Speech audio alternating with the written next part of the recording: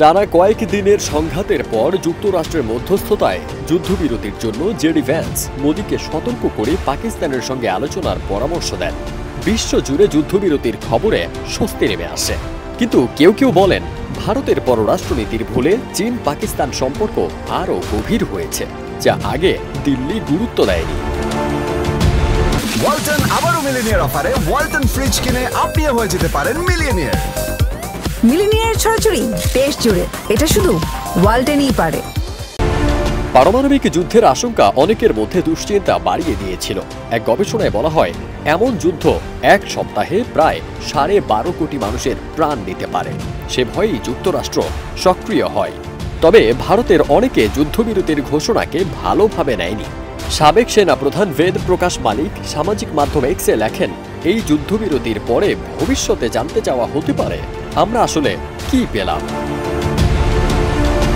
এছাড়া ভারতের সংসদ সদস্য আসাদউদ্দিন ওয়াইসি লেখেন, আমি চাইতাম আমাদের প্রধানমন্ত্রী নিজেই যুদ্ধবিরতির ঘোষণা দিতেন, কোনো বিদেশি নেতা নয়।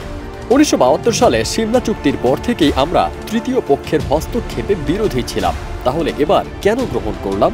আমি আশা করি কাশ্মীর ইস্যু আন্তর্জাতিকভাবে তুলে ধরা হবে না, কারণ এটি আমাদের অভ্যন্তরীণ বিষয়। ভারতের পার্লামেন্টেও কঠোর সমালোচনার মুখে পড়েন নরেন্দ্র মোদী ও তার সরকার। অনেক ভারতীয় মনে করেন মার্কিন চাপে মোদী সরকার পিছু হটেছে, আর ট্রাম্পের মধ্যস্থতার প্রস্তাবটি তৃতীয় পক্ষের হস্তক্ষেপ নয়, ভারতের পুরনো এই নীতির অবক্ষয়। দক্ষিণ এশিয়ার ভূরাজনীতিতে অনেক সময় ধারণা বাস্তবতাকে ছাড়িয়ে যায়, যতক্ষণ না তার সামনে এসে পড়ে। ভারত নিজেকে আঞ্চলিক শক্তি হিসেবে তুলে ধরলেও 22 এপ্রিল কাশ্মীরে হামলার পর তাদের প্রতিক্রিয়া দুর্বল বলে মনে করছে অনেকে। শক্তি দেখাতে গিয়ে বরং পাকিস্তান কূটনৈতিকভাবে এগিয়ে যায়। রাফাল যুদ্ধবিমান ব্যবহার করে ভারত 7 মে অপারেশন সিঁদুর চালায়। পাকিস্তান পাল্টা হামলায় 5টি ভারতীয় যুদ্ধবিমান ভূপাতিত করার দাবি করে, যার মধ্যে 3টি ছিল রাফাল। মার্কিন কর্মকর্তারা জানান, চীনের তৈরি জে-10 বিমান ভারতের অন্তত 2টি যুদ্ধবিমান ভূপাতিত করে, তবে ভারত কোনো বিমান হারিয়েছে সেটি তারা স্বীকার করেনি। 2020 সাল থেকে পাকিস্তানের 81% অস্ত্র এসেছে চীন থেকে। কিছু ভারতীয় বিশ্লেষক আগে থেকেই সতর্ক করেছিলেন, চীনের সহায়তায় পাকিস্তানকে ঠেকাতে ভারত প্রস্তুত নয়।